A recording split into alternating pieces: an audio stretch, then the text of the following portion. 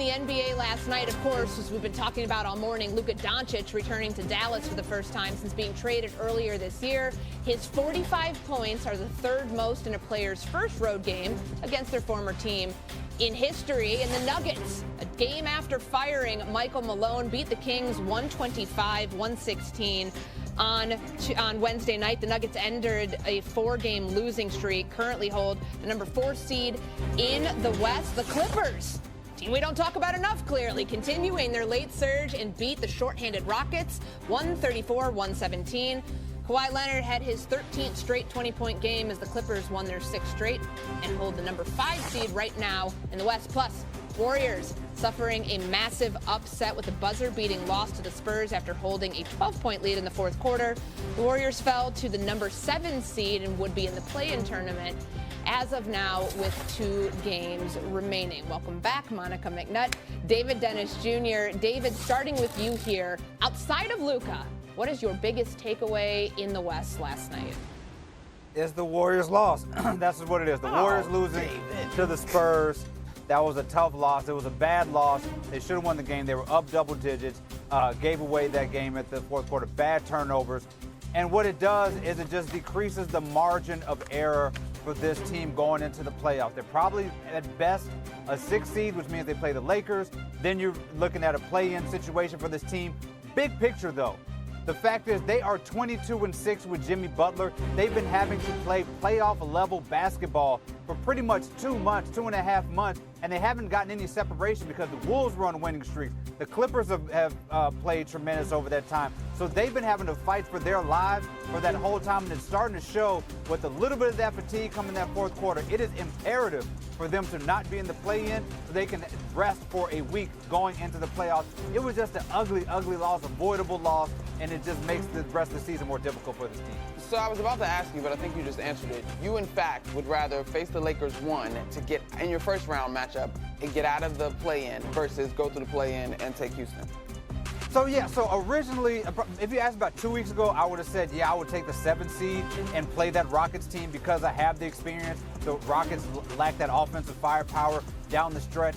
But that team has just gotten so much better. They've been playing so much better defensively, and they have so much energy. They run up and down the court. I'm concerned about the stamina it would take to beat that Rockets team. Also add in the fact that you do not get a built-in break to play that Rockets team. You have to get a play-in team. You have to play maybe even Memphis, maybe Minnesota, who both play the Warriors tough. So that just makes, a tough sled going into the playoffs to face that Rockets team. I kind of like the Warriors' chances against the Lakers. That was not an ideal matchup.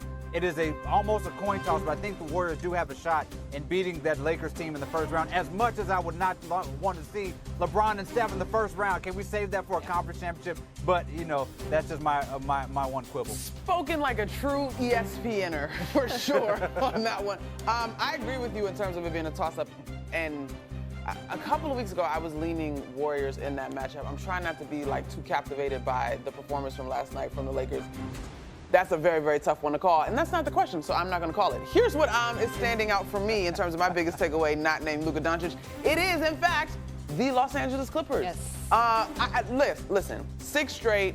Kawhi Leonard has kind of turned back the hands of time in terms of being available, and I know the regular pontificator on this show takes great issue with Kawhi Leonard and his availability. However, I'm going to go ahead and proceed as if this stretch that they're on right now is viable, as we are 3 games out from the playoffs beginning, because it's not just Kawhi Leonard to me. James Harden kept that team afloat during the course of the regular season when they dealt with a number of injuries. Norman Powell is having a terrific year, all-star caliber year. The injury sort of derailed that a little bit for him after all-star break. And then you look at Zubac in terms of the size. As we talk about these teams in the Western Conference, particularly some of the darlings, right? We keep going back to the size that they do or do not have. The Warriors and the Lakers in particular, right? There's a different sort of size thing when you talk about the Minnesota Timberwolves and other bigs that have been able to make Rudy Gobert uncomfortable by their ability to stretch the floor. Memphis, to me, not to the size that they once had when you talk about them. The Rockets, now that's a little bit interesting, as Alperen Sengun is someone who has been compared to a Jokic in terms of his skill set. But if you talk to the Rockets, they don't really feel like those guys are actually that similar. But I think Zubac is sort of a piece that people aren't talking about amongst the identity that the Clippers have been able to develop. They can score, they can defend, they can get to the free throw line. Like, I just think this Clippers squad is a team that is still flying under the radar in a Western Conference where we all have said 2 through 8, if anything crazy happened, it wouldn't even be crazy because of this year. Well, you know why we don't talk about them, right? Of We don't want to course. jinx them. We don't want the health thing. I didn't know That's that. the My bad. usual thing that happens with the Los Angeles Clippers. They go on this tear during the regular season. Everything's looking good right up to the playoff time, and then there's the Kawhi injury. There's the Paul George injury, and obviously he's not on the team anymore. But, like, I think people are kind of waiting with bated breath just to see what this Clippers team is going to be in the first round, currently cemented as that 5th seed, so they would get the week off. Kawhi Leonard, 13 straight 20-point games. As you mentioned, like, he's playing great basketball right now. And look, I get it. I totally get all the caution. But I do think that he is still one of the best competitors in the league, one of the best players in the league. And if he's got it, I think he's going to serve it up. You talk about a Clippers opportunity with Ty Lue, stability, kind of moving in the right direction, and however you feel about the Malone shakeup with the Nuggets, if those two run into one another. Like, to me, that's a great series. And right now, without all the health for the Nuggets, real quick, David, I actually probably would lean Clippers.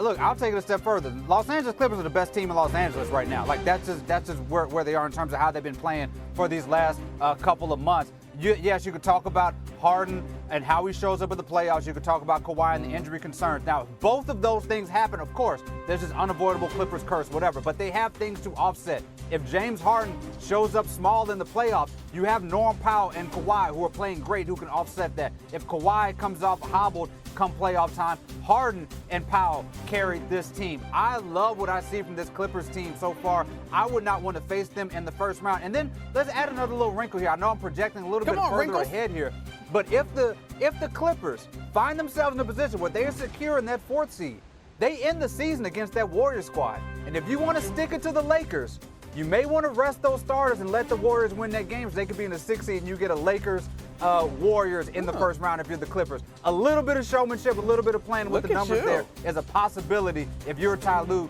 in that Clipper squad. All right, a little fire there from David Dennis Jr. Hello xin chào tất cả các bạn nha. Mình sẽ giới thiệu cho các bạn về kênh của mình và những video của mình cho các bạn biết được là kênh của mình làm video sáng tạo nội dung về chủ đề gì. Video của mình sẽ làm xuyên suốt về chủ đề cắt dán này.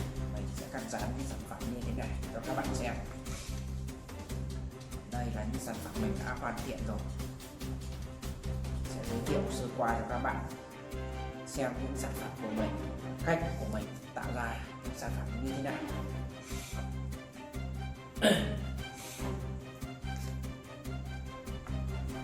Và để tạo ra được những sản phẩm đa dạng màu sắc như thế này và như thế này thì mình sẽ cần những dụng cụ như sau, những dụng cụ phụ hỗ trợ như này. Đây là giấy thủ công màu mặt bên tay phải của mình đây là giấy thủ công, nó có đa dạng những màu sắc để tạo ra những sản phẩm tuyệt đẹp cho các bạn xem. Có giấy màu xanh dương này, giấy màu cam này các bạn này, giấy màu đỏ này, giấy màu vàng này. Đây là giấy màu xanh lá cây. Và trong quá trình tạo ra những sản phẩm của mình cần những sản phẩm, cần những dụng cụ như là bút giả này, kéo cắt thì để dùng để cắt, bút giả thì để dùng để tạo hình những sản phẩm. Còn đây là hồ dán các bạn này, hồ dán thì mình sẽ dán những sản phẩm